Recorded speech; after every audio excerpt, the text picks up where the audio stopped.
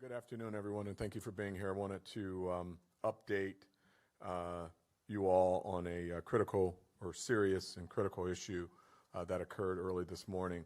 As many of you are aware, we had 6 people shot at a local facility early this morning. Let me start off, though, by thanking our community. It is absolutely amazing the support that we've received from our community. We could not have done this without them.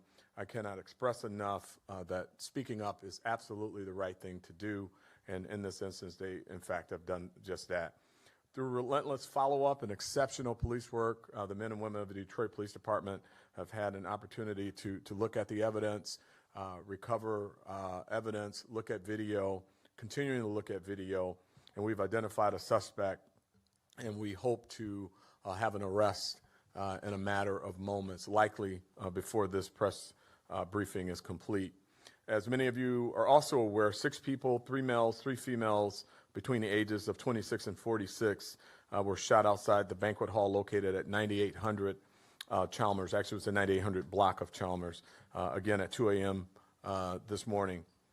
Preliminary evidence suggests that this was an exchange of gunfire from people both at the location as well as the perpetrator who shot into the location. We believe that this is a known suspect. This was a target victim, a targeted victim, so the community is not at risk. This was some type of conflict between the 2 parties involved. This was not a random or targeted shooting. Or it was, in fact, a targeted shooting. I apologize. It was not a random shooting, but a targeted shooting. In addition to that, I want to also say that, we want our businesses to thrive in the city. We want them to have the opportunity to be successful. Certainly coming out of the lockdown with COVID, we understand that the businesses in the community are excited to be back in business at full stride. But we also want our businesses to make us aware when they're having these large assemblies, particularly this time of morning on a Monday, so that we can provide special attention. And they also need to make sure that they provide the appropriate security when they have this number of people at their facility. We went into that facility, talked to the management of that facility. We looked at the records, and we've identified the fact that this building and this business has not been properly licensed since 2013. As I promised earlier when I've talked about these types of incidents, that once the police comes into these environments, we're going to look at everything. And in this instance, we find that the business isn't properly licensed. So later this afternoon, we'll be working with the Buildings and Safety Division of the City of Detroit, and we'll be shutting down that business. With that, I will take any questions that you all may have. We just ask the media to come to the microphone to ask those questions.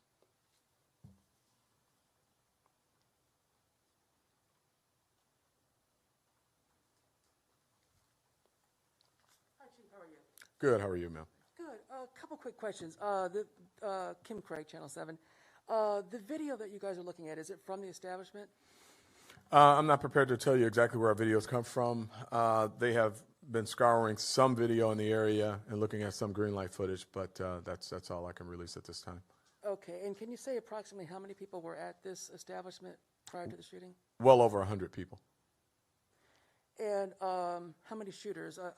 You said that there was crossfire, but was it one person who initiated it and people responding, and how many people were doing the shooting, if you could say? It is really early in the investigation at this point.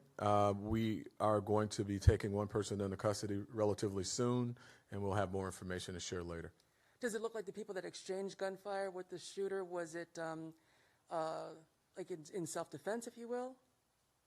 We hope to learn more later. And motive. Can you say anything about a motive? Again, what we have right now is 6 people shot, 1 fatal. Our focus is to get this violent perpetrator off the street and to learn more about what caused the shooting to occur and to ensure that no one else is victimized. And last question. You said this was targeted, but 6 people were shot. So who were they after? Well, again, as we get the perpetrator in custody, the detectives will be spending a lot of time unpacking all of those issues and finding out exactly what caused this. I don't have enough information to share on that right now. Well, what makes you think it was targeted? If 6 people were shot, were they after one of the 6? Were they after the deceased, or? Well, as we unpack the investigation, we'll learn that. I mean, I don't know what precision was used to fire the shots. I don't know if all of the people there were targeted as a result of his shooting. If he was shooting indiscriminately and trying to hit his target, I don't know yet, but we will find out. Thank you. Thank you. Hey, Chief. Can you tell me I know you can't identify the homicide victim. Was it a man, woman, age? Yes, it was a male.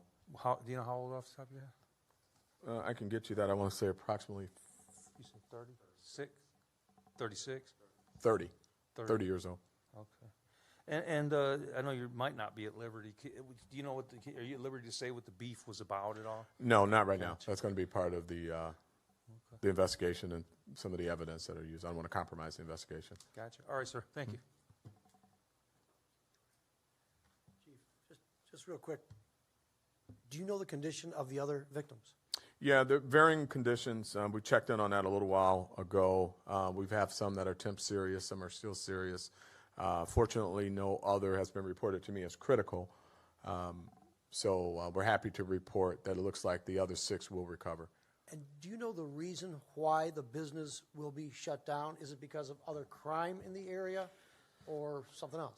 Well, as I indicated before, if the police have to come in, I've asked the officers to take a look at everything. We've had a number of incidents at this location. About 4 years ago, we responded to an incident where there was 6 people shot, and 1 died at that time. So we've got some problems with this business. It's a problem for our community. We're not saying incidents can't happen, but there's a responsibility of the ownership of the business to make sure that they put the necessary security provisions in place to ensure that these things don't happen. We went in, we looked at that. We found that they were unlicensed, and we're going to take the appropriate action to shut them down. And last question, I know George asked you about the reason for the shooting, but was the shooter part of that banquet? It was 2 a.m. Are they allowed to be open at 2 a.m.?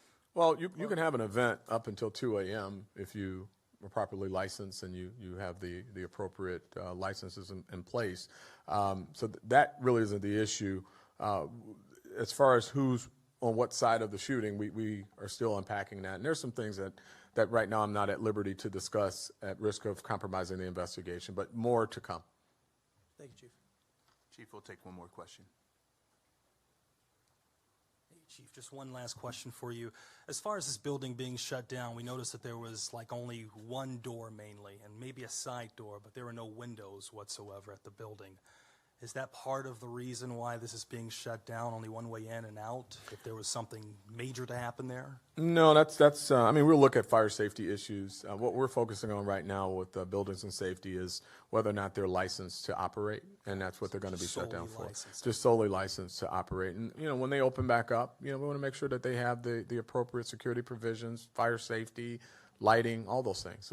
All those things will be talked about. Got it. Thank you. Thank you, Chief.